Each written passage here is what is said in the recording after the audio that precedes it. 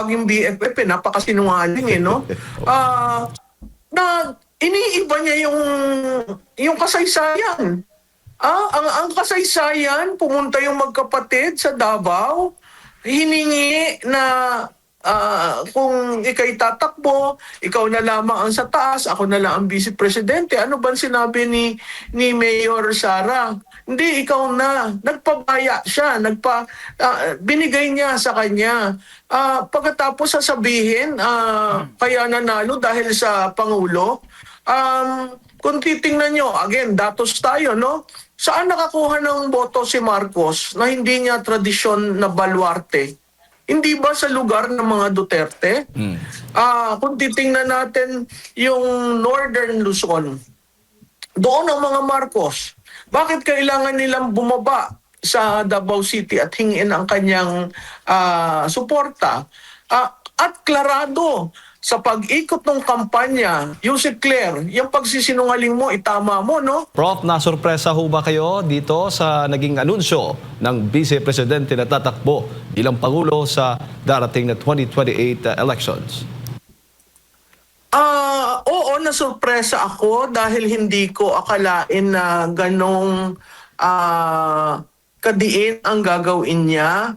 Pero ako'y naniniwala na yung sinabi niya ay calibrated at talagang matagal na pinag-isipan kasi matagal nang hinihingi sa kanya na maging leader siya ng anti-Marcos bloc. Hindi ko sinasabing opposition dahil hindi ko maintindihan kung sino opposition ngayon dito sa bansang ito. Pero natutuwa ako at ginawa niya yung kanyang pananalita kahapon. Opo, yung timing, Prof, alam natin na nasa gitna po tayo ng yung pangamba o itong sinasabing magkakaroon ng impeachment laban kay Vice President Sara Duterte. At syempre, alam naman po natin kung ano ngayon ang kasalukuyang administrasyon laban po sa Vice Presidente. Well, may isang parte dun sa kanyang speech na sinabi niya na oo, medyo hindi ito yung normal na behavior ng isang magde-declare na tatakbo, pero dahil sinira na siya, matagal na siyang pinagplanuhan at ginamit ang lakas ng administrasyon at ng pamahalaan. Tama lamang yung kanyang mga rason kasi ano pa ba naman pagsira ang gagawin sa kanya. Pangalawa, siguro ang mahalaga dyan, Admar, nakita natin may humabol pa ng impeachment, no? Na fourth impeachment. Hindi yun sa numero ng impeachment eh. Doon sa charges na mapapagpatotoo later on during the hearing. Pero ang klarado doon, naiba niya yung arena ng gagalawan sa impeachment.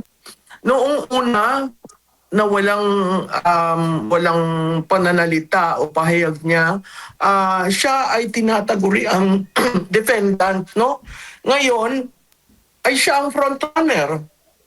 So naiba yung arena ng impeachment. Hindi na lamang siya yung hinahatulan at tinatapunan ng kung ano-ano. Pero siya ay naging frontrunner para sa 2028. Alam mo, Jade, kung titingnan mo yung announcement niya, ang meron lang sa likod niya yung bandila. Wala yung Vice President seal, wala yung flag ng Vice President. So talagang purposely ginawa niya yun para ipakita sa taong bayan, ako yung ordinaryong Sarang humaharap sa inyo. Hindi niya dinadala yung institusyon dito sa marumi at demolition na gagawin sa kanya. Pero nagbigay siya ng hudyat sa mga congressman, hindi na lamang ako defendant, ako ay tatakbo sa 2028. Sa tingin ko, yun ang pinakamahalaga na mensahe niya dito sa magiging impeachment ng Vice Presidente. Magkakaroon ng pagbabago, Prof. Baga ngayon, kung ako'y isang kandidato o may planong tatakbo sa darating na eleksyon, ay baga mag-iisip na ako, magdadalawang isip na ako kung kokontra ako dito sa pangalawang Pangulo na nagdeklara na ng kanyang plano sa darating na eleksyon.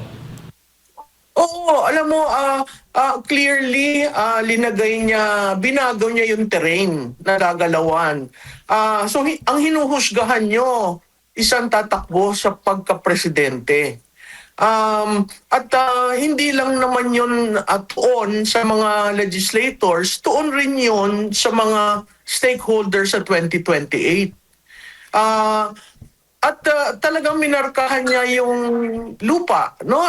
Talagang madiin yung linya na linagay niya. At makikita natin doon na yung impact ng announcement niya buong araw kahapon hanggang sa Senate session, sa House session. Sa House session may tumulig sana. Sa Senado, nag-suspend sila ng matagal. Maraming pinag-uusapan yung ginawa ni Vice Presidente, no? Tama ba? Strategic ba?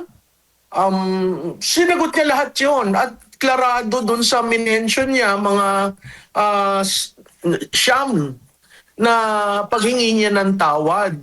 Clearly, yung siyam na yun ang plataforma niyang titindigan. At clearly, sinabi niya yon, hindi mahalaga sa akin sirain niyo ang pangalan ko. Mahalaga sa akin ang kinabukasan ng mga Pilipino, kabataan. So, pag tiningnan mo yung 5 pahinang pahayag, meron siyang ina-address at pinapatungkulan kung inyo lamang pakikinggan at hindi isinasara o linalagyan ng bias ang inyong mga isip. Opo. At napansin mo rin po, Prof, ng bago, yung panimula niyang talumpati o pahayag, gumamit po siya ng isang Bible verse. Ano ba yung personal comment mo doon sa paggamit po niya ng Bible verse? Binanggit niya yung Proverbs 19:21, "Many are the plans in a person's heart, but it is the Lord's purpose that prevails." Oo, kasi alam mo nung umpisa pa yan, parang sinabi niya dun sa pahayag niya, unang buwan pa lang. Pero siguro nagkapag-usap kami dyan 2023 na nung sinabi niyang lahat na itinapon sa kanya. Ang kulang na lang itapon, di ba usually yung proverbial kitchen sink, tinapon na, paano kung itapon yung bahay. So, ako noon, parati kong sinasabi sa kanya, alam mo, hindi ka dumadaan dito kung hindi ka hinahanda. Ngayon, at nabigyan siya ng mahabang panahon para pag-isipan ang mga bagay-bagay. Natutuwa ako at yung Proverbs 19:21 ay kanyang nasabi. Kasi ano pa ba naman ang rason kung bakit siya ginaganito? Ginaganito siya, dinidemolish siya at de-demolish siya. Dahil sa 2028, dahil sa kagustuhan nila na sila ang magpatuloy, tauhan nila o sila mismo ang magpatuloy. Dahil na rin sa mga ginagawa nitong mga huling 4 na buwan. Masyado naman yung panggigipit ng ginagawa at pagpapabaya sa bansa. At kung maalala po natin, Prof, bago siya naging Vice Presidente, yung panahon pa lamang ng kanilang kampanya, yung unit team, kasama si ngayon ay Pangulong Bongbong Marcos Jr. Ang gusto talaga ng taong bayan, kung hindi ko nagkakamali, si Vice President Sara Duterte ang maging Pangulo ng bansa. Giveaway lang itong si Vice President, kaya ganito ang nangyari. Tama yan, kaya hindi ko naiintindihan niyang si Yusek Castro. Ayoko nang tawagin BFF, napakasinungaling no? Na iniiba niya yung kasaysayan. Ang kasaysayan, pumunta yung magkapatid sa Davao, hiningi na kung ikay tatakbo, ikaw na lamang ang sa taas, ako na lang ang vice presidente. Ano ba sinabi ni Mayor Sara? Hindi, ikaw na. Nagpabaya siya, binigay niya sa kanya. Pagkatapos sasabihin, kaya nanalo dahil sa Pangulo. Kung titingnan nyo, again, datos tayo, no? Saan nakakuha ng boto si Marcos na hindi niya tradisyon na baluarte? Hindi ba sa lugar ng mga Duterte? Kung titingnan natin yung Northern Luzon, doon ang mga Marcos. Bakit kailangan nilang bumaba sa Davao City at hingin ang kanyang suporta?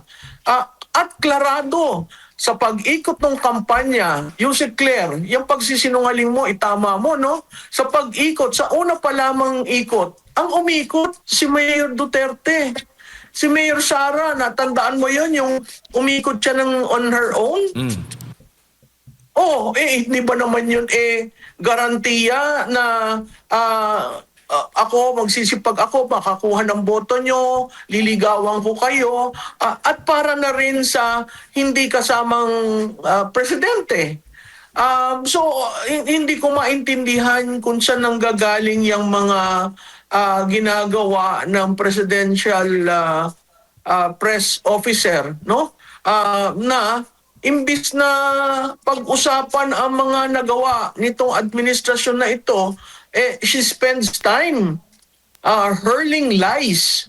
Yun ang problema dito sa taong ito, puros kasinungalingan. So, itong ginawa ni Vice President Duterte, klarado naman yan kung ano talaga ang kasaysayan at kung paano ang desisyon na maging vice presidente siya. Marami nga nalungkot nung nag-decide siyang mag-slide down. Unang-una na dyan ang tatay niya. Pangalawa na dyan ang mga tao sa Davao. So, klarado yun. Huwag nating ibahin ang kasaysayan. At saka humingi na rin po siya ng apology ang pangalawang Pangulo. Ibig sabihin na admit niya na talagang kasalanan din niya na bakit ganito si Presidente Bongbong Marcos Jr. yung naupo sa halip na sa kanya, which is yun nga yung boses ng taong bayan na dapat siya ang maupo pero nag-give way lamang po siya, Prof, dito sa nangyaring ito. Tama yun, Jade, no? Bihira sa isang politikong humihingi ng kapatawaran sa isang desisyon na nagawa ng ilang taon na. Pero nakita mo naman yung paghingi niya ng tawad, sequential. Nagsimula siya sa na humihiningi ko ang tulong nyo para ipanalo siya, si BBM. Pagkatapos series na yun, no? Patawarin nyo ako doon sa mga nangyari sa ating bansa. Magmula ng yung tinatawag na baha, doon sa pang-aabuso, doon sa pagtaas ng presyo, doon sa seguridad ng pagkain, doon sa kalusugan, 'di ba? Klarado na lahat ng kasalanan nitong administrasyon na ito, hiningi niya ang kapatawaran kasi nga hindi na nabuo yung unity. So kung titingnan mo yung pahayag niya, nagsimula siya doon sa role ng kanyang buhay, no, na yung weight ng responsibility at yung acknowledgement na peacefully ina-accept niya ang buhay niya ay hindi katulad ng iba. No? At sa akin malaking bagay 'yun ang sinabi niya sa unang mga buwan pa lang ng aming termino. Nakita ko na ang katiwalian, ang kawalan ng katapatan. Malaking bagay 'yun sa isang kasama mo sa unit team supposedly. So, this is a personal account, an insider account of the Vice President. And she laid to the public what she felt, what she realized, and what she hopes to do. So, pag nakarinig ka naman ng isang ganyan sa politiko, mapapaisip ka rin kasi klarado dun sa sinabi niya na um, kung demolition lang naman, sanay naman ako sa demolition, di ba? Matagal na ang inatake, ako, ang pangalan ko, etc. etc. So there's nothing that is new that they will do. Ang nabalitaan ko lamang talaga yung impeachment, i-demolish siya ng 2 buwan sa House of Representatives bago iangat sa Senado. So sisiguraduhin nilang bagsak na si Inday Sara. Opo. Yun ang challenge sa kanila. Sa tingin ko, itong pahayag na ito is really a declaration of war na tama na natahimik ako, na hindi ako umiimik, na minsan hindi mo nararamdaman yung presensya niya dahil nag-iisip rin siya. Pero ngayon, makikita natin na handa na siya.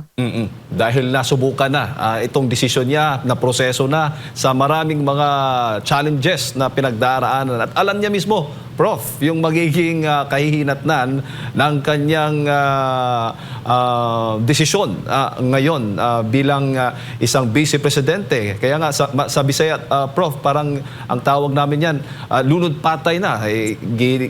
Binabanatan ka na. Magpabanat ka na ng magpabanat. Kasi alam mo naman na yan talaga ang gagawin nila sa darating, lalo na't malapit na ang 2028 elections. Ngayon pa lamang ay alam natin at kayo mismo nagsasabi na sa marami natin mga panayam na pinaghahanda na itong darating na eleksyon.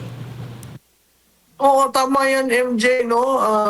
Ibuhos na nila kung anong gusto nilang ibuhos. Pero sa tingin ko, hindi tatahimik ang ating Vice Presidente. Itong kanyang pahayag ay hudyat na ready siya, dedepensahan niya ang pangalan niya, at dedepensahan niya ang taong bayan. Kaya humingi na siya ng tawad sa taong bayan Hindi mo siya humihingi ng tawad dyan sa mga nakaupo. Diba? Wala rin siyang sinabi tungkol sa tatay niya. Diba? Ang lahat sinasabi, hindi gaganti yan. Pero pinababayaan niya yung proseso dahil ang sabi nga niya, previous to this pahayag, hindi siya ang hihingi ng tulong sa Pangulo dahil ang gumawa ng problema sa tatay niya ay ang Pangulo. So sila ang dapat mag-resolve nun. Tama naman yon. Opo. Pero makikita mo kung yung administrasyon went to that far para lamang siya durugin, they will do whatever para siguraduhin na siya ay hindi na contender sa 2028. Ang kagandahan, alam mo, marami nagsasabi, ay maaga yan, 28 months, masyadong maaga at baka dudurugin ang dudurugin. Marami kasing kailangan gawin wala siyang partido, wala siyang pondo, di ba? Ito ang tingin ko, magiging kampanya ito na ang taong bayan mismo ang gagalaw. Yes. Opo. At parati ko ang sinasabi, ang 2028, dyan sa mga kongresista na na-involve sa nakawan ng 1.5 trillion, ang sinasabi ko sa inyo, this is an anti-incumbency campaign for 2028. Opo. Tingnan natin kung sinong tatayo sa dulo. Opo, bago ko lang ipasok kay Partner Admar, nakikita naman po natin, Prof, sa inyo pong mga surveys na isinasagawa at iba pang mga surveys, kahit dinudurog na itong si VP Sara, simula pa nga lang ng kanilang termino, malakas pa rin po ang tiwala, mataas pa rin ang tiwala ng taong bayan sa kanya. Oo, Jade, alam mo, kahit ano namang survey firm hindi lang yung amin no?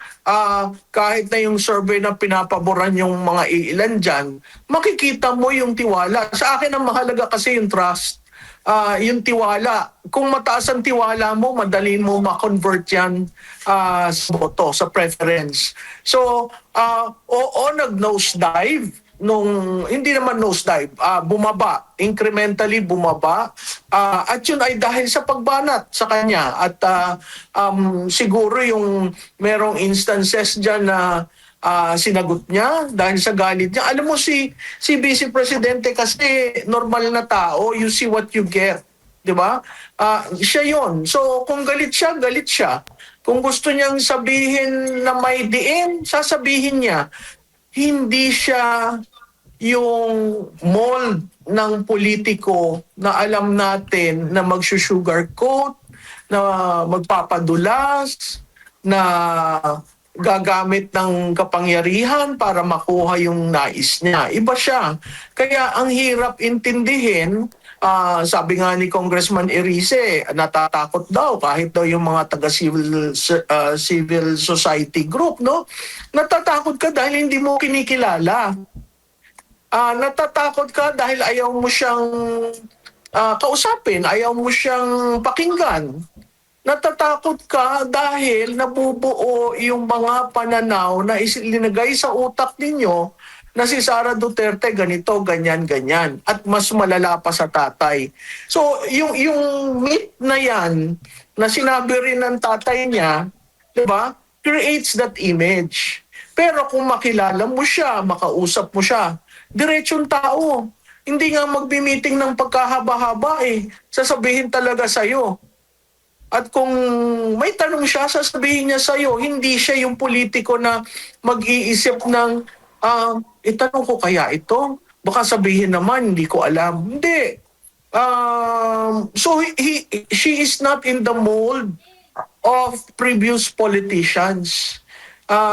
Kaya hindi maintindihan nung nasa kabila. Pero yung supporter niya, alam mo, ang isa pa, Jade, na magandang nangyari, lumakas ang ground dahil sa announcement niyang ito. Ngayon may leader na, ang anti-Marcos Bloc. Prof, magandang umaga. Si Admar po ito.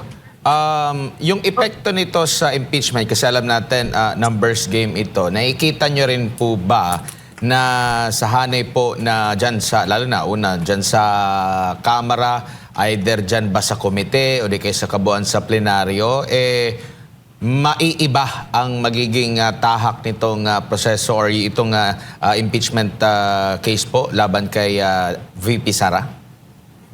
Oo, may iba yan. Saan ka naman nakakita? Ikaw ulit. Ang mga politiko, very particular yan sa numero. Kung nakikita mo yung nagdeklara kahapon ay siya ang leading candidate, ikaw pa naman isasagasa dyan? Oo, hindi niya hawak ang COMELEC, yung mga traditional gatekeeper sa boto. Pero makita mo, pagbaba mo sa distrito mo, ang taong bayan, nagsasalita at nagtatanong, hindi ba magbabago ang iyong boto dyan? Ang balita ko, Admar, may 106 composed of party list and Northern Luzon Alliance, 106. Mababa yun dun sa 256. Na 256 ba nung impeachment na una, no? Yung bang 106 tatagal? Sa tingin ko hindi kasi marami pa mga bagay-bagay na ang tawag ko doon extraneous variables na makikita natin sa mga susunod na araw.